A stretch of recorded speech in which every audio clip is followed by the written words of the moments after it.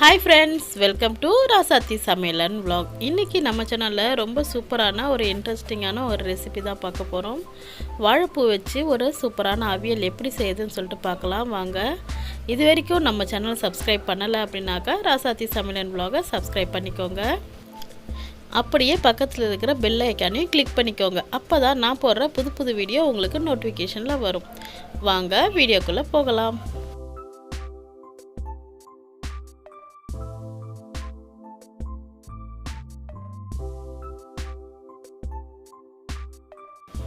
இப்போது ஃபஸ்ட்டு பார்த்திங்கன்னா நம்ம வாழைப்பூவில் இருக்கிற அந்த பூவெல்லாம் பிச்சு எடுத்துட்டோம்.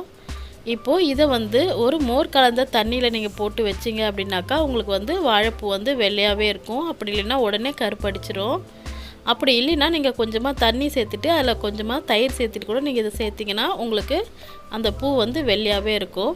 இப்போ அடுத்து பார்த்திங்கன்னா நம்ம ஒரு நான்ஸ்டிக் கடாய் வச்சுருக்கோம். இப்போ இதில் இந்த ரெசிபிக்கு தேவையான அளவுக்கு எண்ணெய் சேர்த்துக்கோங்க. எண்ணெய் சேர்த்துட்டு எண்ணெய் நல்லா காஞ்சதும் பார்த்திங்கன்னா ஒரு அரை டீஸ்பூன் அளவுக்கு நம்ம கடுகு சேர்த்துக்கலாம். கடுகு நல்லா பொரியணும். கடுகு பொரிஞ்சதும் பார்த்திங்கன்னா இப்போ கொஞ்சமாக இதில் நான் சீரகம் சேர்த்துக்கிறேன். கடுகும் சீரகம் நல்லா பொரியட்டும். இப்போ பார்த்திங்கன்னா கடுகும் சீரகமும் நல்லா பொரிஞ்சாச்சு. இப்போ நான் பார்த்திங்கன்னா ஒரு 150 கிராம் வரைக்கும் நான் சின்ன வெங்காயம் எடுத்துருக்கேன். சின்ன வெங்காயத்தை நல்லா பொடிசாக கட் பண்ணி எடுத்துக்கிட்டேன். சின்ன வெங்காயம் சேர்க்கும் போது பார்த்திங்கன்னா ரெசிபி நமக்கு இன்னும் ரொம்ப நல்லா சூப்பராக டேஸ்ட்டாக இருக்கும்.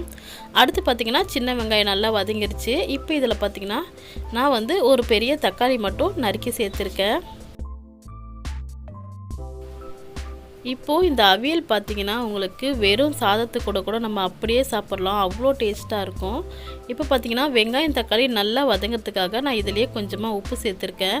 உப்பு சேர்த்தோன்னு பார்த்திங்கன்னா நமக்கு வெங்காயம் தக்காளி சட்டுன்னு வதங்கிடும். இப்போ இதில் நான் கொஞ்சமாக மஞ்சத்தூள் சேர்த்துக்கிறேன். இப்போ இதையும் சேர்த்துட்டு ஒரு நிமிஷத்துக்கு நல்லா வதக்கி விட்டுறலாம். அடுத்து இப்போ பார்த்திங்கன்னா நான் ஒரு 2 பச்சை மிளகாயை ஒரு 3-4 பீஸாக கட் பண்ணி இதில் சேர்த்துருக்கேன். பச்சை மிளகாய் டேஸ்ட்டும் பார்த்திங்கன்னா இதில் ரொம்பவே நல்லாயிருக்கும். அதனால் கண்டிப்பாக பச்சை மிளகாயும் சேர்த்துக்கோங்க. அடுத்து பார்த்திங்கன்னா இதில் ஒரு கொத்து அளவுக்கு கருவேப்பிலையும் சேர்த்துருக்கேன். இப்போ இது எல்லாத்தையும் நம்ம சிம்மிலேயே நல்லா வதக்கி விட்டுறலாம். இப்போது வெங்காயம் தக்காளி எல்லாமே நல்லா வதங்கியாச்சு. இப்போ நம்ம நறுக்கி எடுத்து வச்சுருந்த வாழைப்பூவையும் இது கூடயே சேர்த்துக்கலாம். சேர்த்துட்டு இதை நல்லா வதக்கி விட்டுருங்க. இது பார்த்திங்கன்னா மொத்தமே நமக்கு இந்த ரெசிபி செய்கிறதுக்கு 10 நிமிஷம் இருந்தால் போதும். சீக்கிரமாகவே இது குக் ஆகிடும்.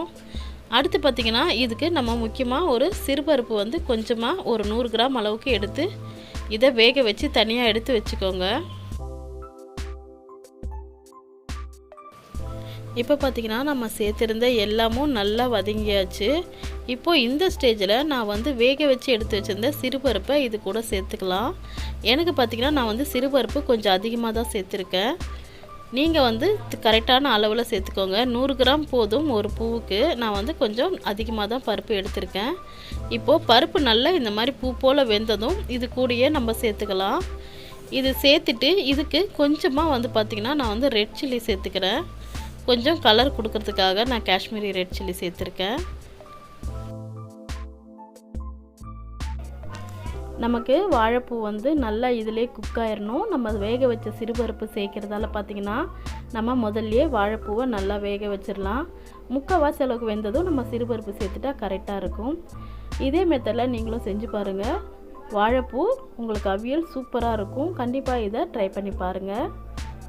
கண்டிப்பாக இந்த வீடியோ பிடிச்சிருந்தா மறக்காமல் லைக் பண்ணுங்கள், சப்ஸ்கிரைப் பண்ணுங்கள். தேங்க்ஸ் ஃபார் வாட்சிங்.